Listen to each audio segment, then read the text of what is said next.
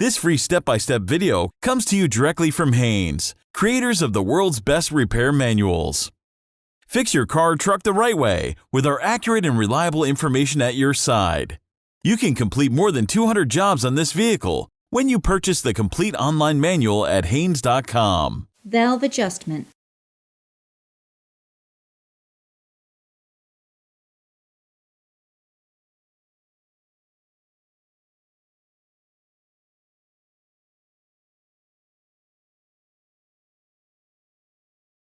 Pull the hood release lever located on the driver's side kick panel.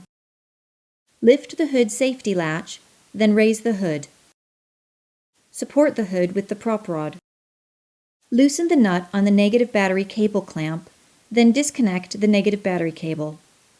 Position the cable aside to prevent accidental reconnection. Remove the engine cover.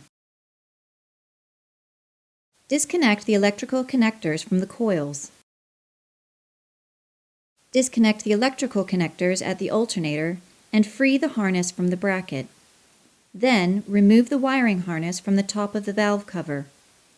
Lay it off to the side, out of the way.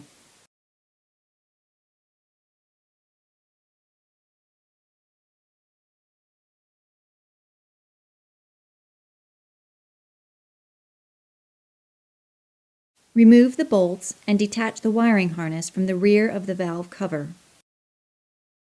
Remove the breather hose from the end of the valve cover. Remove the dipstick. Remove the valve cover bolts.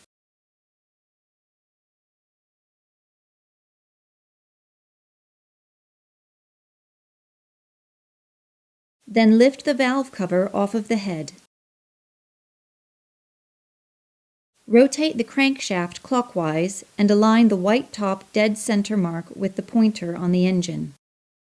The up mark on the camshaft sprocket should be pointing up as well, and the TDC grooves should be aligned with the top of the cylinder head. If not, turn the crank another 360 degrees, realign the crankshaft timing mark, and check the cam timing marks. Start with the number 1 cylinder valves. Insert the appropriate feeler gauge between the tappet and the valve. The feeler gauge should fit snug, but still be able to slide through. If there's no drag or a heavy drag, adjust the valve.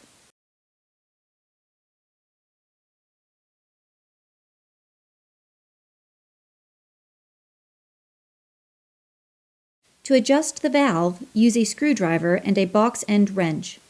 Hold the screwdriver from moving as you loosen the locking nut. Then turn the screwdriver to adjust the clearance. Once the clearance has been obtained, hold the screwdriver from moving and tighten the locking nut. Follow the same adjusting procedure to check and adjust the remaining valves for cylinder number 1. Rotate the crankshaft 180 degrees. The 3 mark on the camshaft sprocket will now be pointing up, and the lines on the sprocket will be aligned with the top of the cylinder head. Check the clearances on the valves for cylinder number 3, adjusting them if necessary. Rotate the crankshaft another 180 degrees. The 4 mark on the camshaft sprocket will now be pointing up, and the lines on the sprocket will be aligned with the top of the cylinder head. Check the clearances on the valves for cylinder number 4, adjusting them if necessary. Rotate the crankshaft another 180 degrees.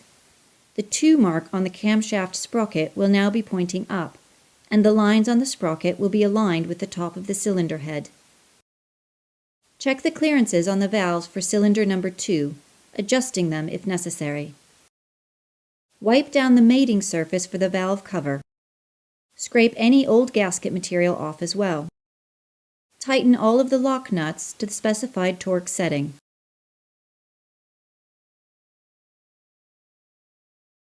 Remove the old valve cover gasket. Install a new valve cover gasket into the groove.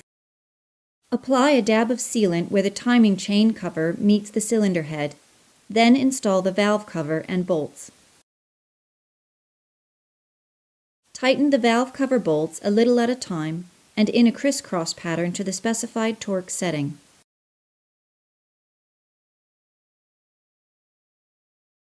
Reattach the wiring harnesses across the top of the valve cover and reconnect the electrical connectors for the coils.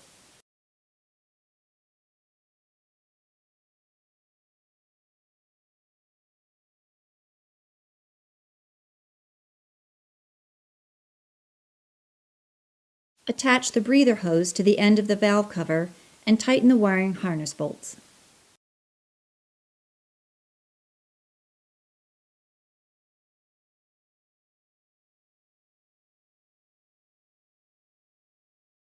Insert the oil dipstick and reattach the engine cover. Reconnect the alternator wiring and clip the harness back into place. Connect the negative battery cable to the battery terminal and tighten the cable clamp nut securely.